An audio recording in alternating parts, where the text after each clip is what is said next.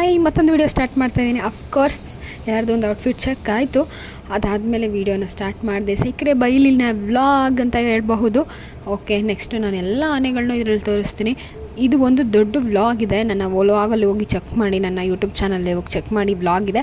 ಹಾಗೆ ನಾನು ಈ ಮಿನಿ ವ್ಲಾಗ್ ಕೆಳಗಡೆ ನನ್ನ ವ್ಲಾಗ್ನ ನಾನು ಟ್ಯಾಗ್ ಕೂಡ ಮಾಡಿರ್ತೀನಿ, ಹೋಗಿ ಚೆಕ್ಔಟ್ ಮಾಡಿ. ಯಾಕಂದರೆ ಒಳ್ಳೊಳ್ಳೆ ಇನ್ಫಾರ್ಮೇಷನ್ ಕೊಟ್ಟಿದ್ದೀನಿ ಗೈಸ್. ಅಲ್ಲಿದು ತುಂಬ ಫೇಮಸ್ ಪ್ಲೇಸ್, ನಿಮಗೆ ಗೊತ್ತಿರೋ ಹಾಗೆ ಅಲ್ವಾ.